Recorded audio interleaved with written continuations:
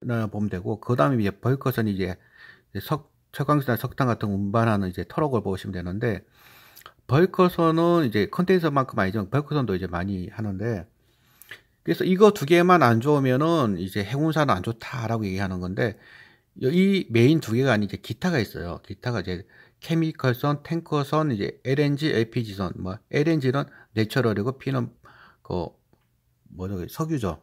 그러니까 석유에서 나올 가스냐, 뭐 천연가스냐의 차이인데 똑같거든요, 이거는. 그래서 LNG나 LPG선 그리고 그 케미컬선, 탱커선이 있는데 이게 소수예요, 소수. 그래서 벌크선과 컨테이너선이 나쁘고 이 밑에 게 좋으면은 해운 업종은 나쁘다고 합니다. 왜냐면 이게 메인이니까. 그래서 이제 그런 이제 관점에서 보시면 될 것 같고요. 우리나라에 이제 상장된 기업들을 보시면은 이 기업들을 보면은 이제 주력 관문이 있습니다. 여기서 잘 안 보이네요. 현대상선, 흥하해운, 페노선, 대한해운을 쭉 보시면은 주력 관문이 뭔지에 따라서 틀립니다. 현대상선은 컨테이너선, 흥하해운도 컨테이너선, 페노선과 대한해운은 벌크선입니다. KSS만 이제 LNG선과 케미컬이죠. 근데 제가 앞서 말씀드리지 않았습니까? 커피 좀 마시면 말씀드리겠습니다. 40분 했더니 또 목이 타네요.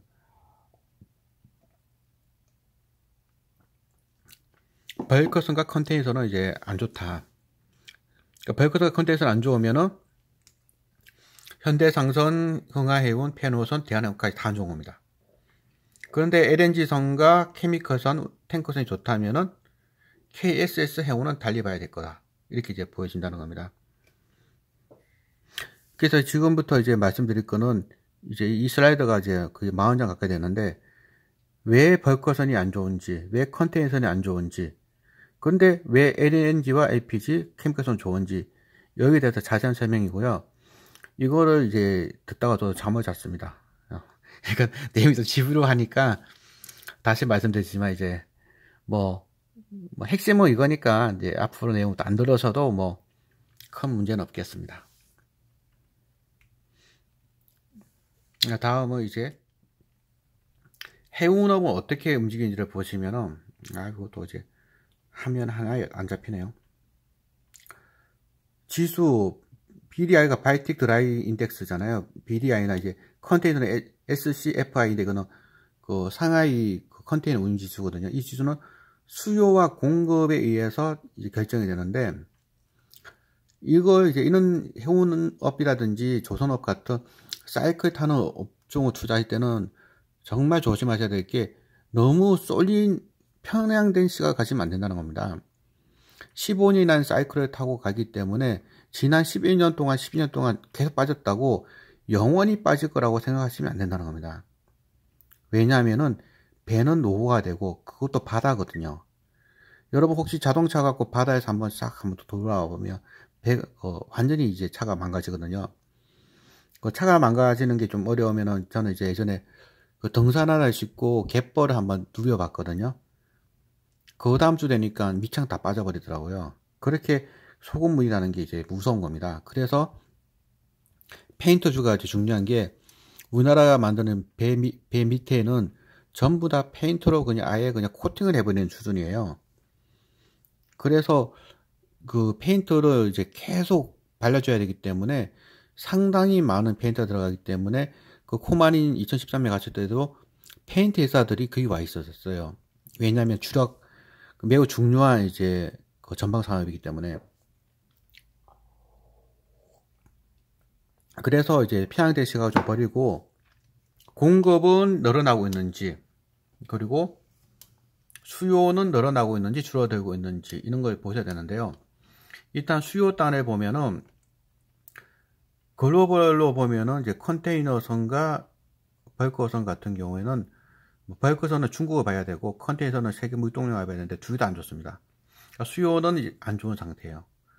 그리고 공급은 뭐냐면은 2008년도에 배를 너무 많이 지어놔가지고 15년 움직인다고 했잖아요. 그래서 15년 동안은 공급이 이제 늘어났기 때문에 이거는 뭐 앞으로 2, 3년은 공급 선봉량 이 부분에 대해서는 이제 어려운데 핵심은 수요가 공급량보다 더 늘어나면 되거든요.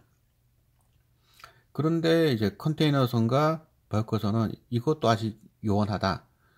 그런데 뜻밖에도 이제 셰일가스 같은 미국에서 가스를 팔아먹는 게 워낙 늘어나고 있고, 중국에서도 석탄 발전 대신은 가스 발전 등으로 하려다 보니 아무래도 탱커선과 이제 LNG선 같은 경우에는 수요가 늘어나서 공급량보다 수요가 늘어나기 시작했기 때문에 이쪽은 좋아 보인다는 게 반복적으로 말씀드리는 핵심 투자 아이디어입니다.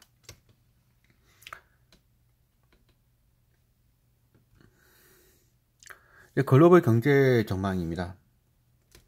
지금 글로벌 경제가 지금 안 좋다는 거를 혹시 모르는 분이 계시나요?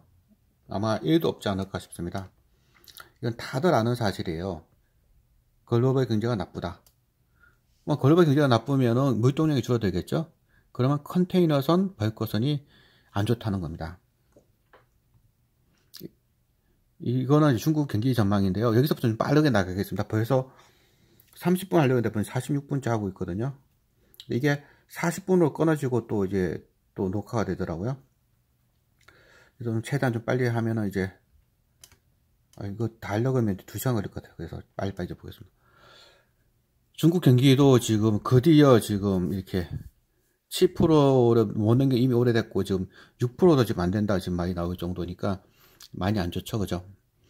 그러면은 이제 중국 관련된 물동량이 줄어들 것 같다. 그래서 벌커 운임지수 BDI 같은 경우에는 이제 급락한 상태이고요. 조금 더, 이 정도면 딱 되겠네요. 그 다음에 BDI 지수 같은 경우는 지금 회복하기가 지금 요원한 상태이다. 벌커 화물의 가장 큰 물동량의 핵심은 철, 석탄, 곡물입니다. 아이온, 철, 코일, 이제 석탄, 그레인, 곡물이죠. 여기서 중국 비중이 워낙 높아요. 특히 철강 같은 경우에는 철강생의 71%가 중국 겁니다. 중국 경기가 나쁘니 벌커선이 좋을 수가 없습니다. 그러니까 중국이 초호황이다 그러면 벌커선 쪽을 투자해야 되는데 중국이 지금 미국하고 싸운다고 지금 정신이 없잖아요. 벌커선 선사 쪽을 투자하면은 아주 그냥 괴로운 나날을 보낼 확률이 높습니다. 철강성 물동량이 늘어나고 있다고 하지만 중국에서 이것 때문에 안 돼요. 철강석을 만들기 위해서는 고로에서 발전을 많이 해야 되거든요. 고로라는 거는 이제 석탄과 철강석 원석을 넣어서 철강을 뽑아내는 거고, 전기로는 고철을 녹여서 만드는 거거든요.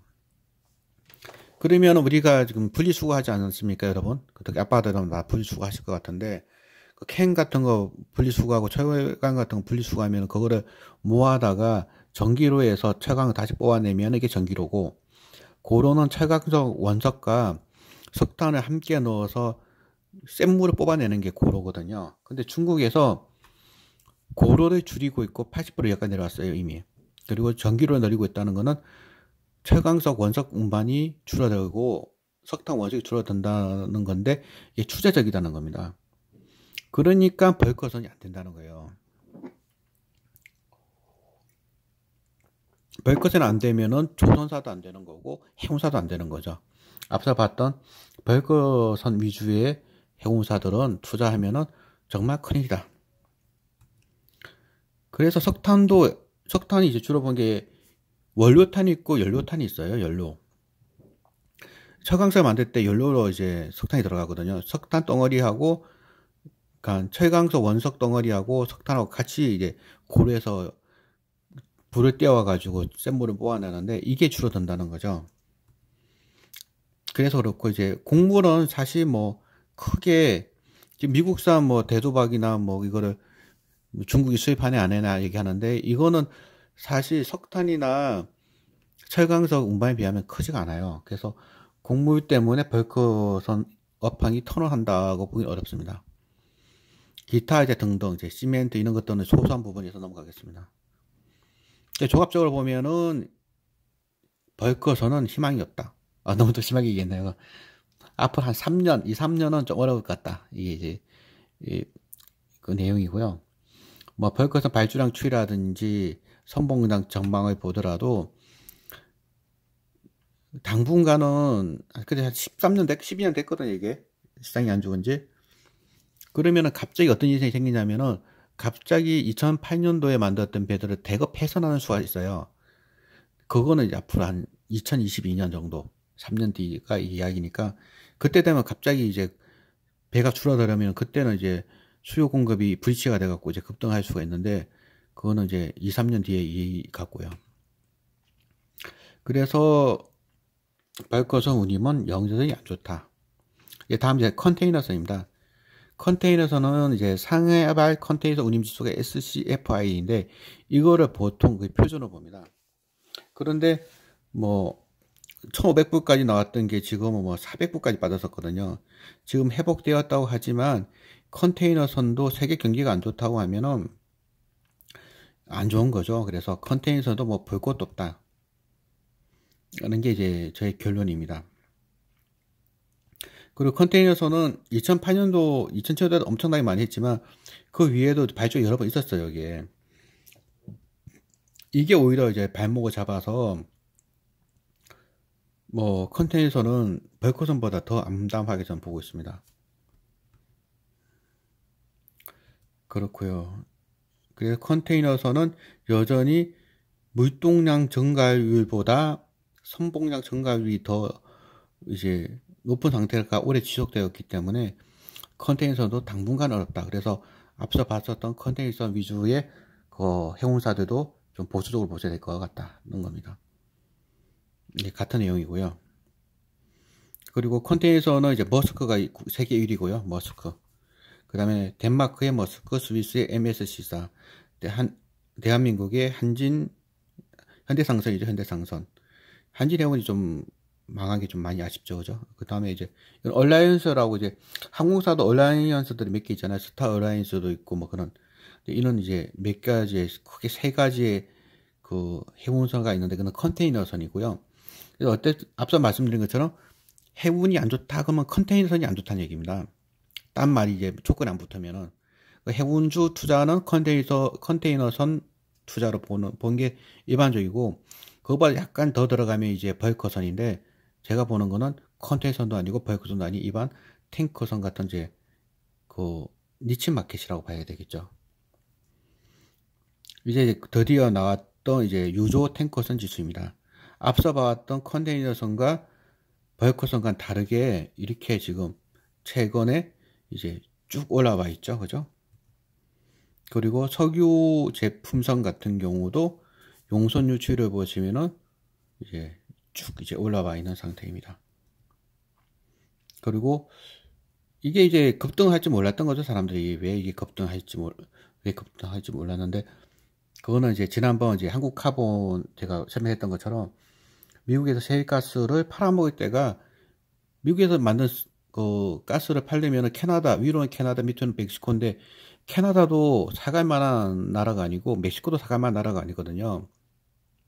그래서 LNG 같은 건 LPG 같은 경우는 제일 좋은 게 파이프라인으로 팔아먹는 게 가장 좋아요.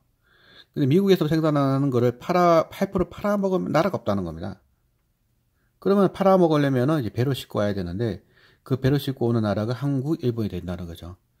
그래서 유조선, 탱커선이 이제 좀 좋아 보인다. 이까지만 이제 제가 이제 발표를 하겠습니다. 그 뒤에 내용이 좀 더 있긴 한데 그 부분은 뭐 우리 내부자들이 얘기한 부분이 좀 있어가지고 이제 이거는 좀 발표하기 좀 그렇고요. 그래서 이제 말씀을 쭉 다 드렸고요. 그래서 이제 결론은 KS 해운이 전 좋아 보였다. 이제 이 부분까지 이제 말씀을 드리고 오늘 이제 발표를 이제 마무리하도록 하겠습니다. 그러면은 다시 한번 인사드리고요. 이제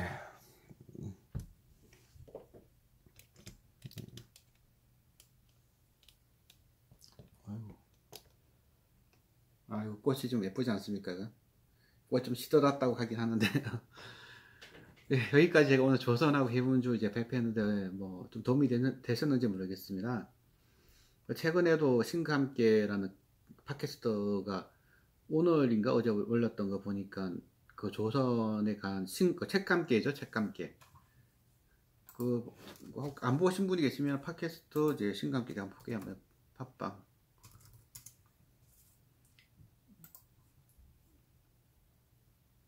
팟빵을 보시면은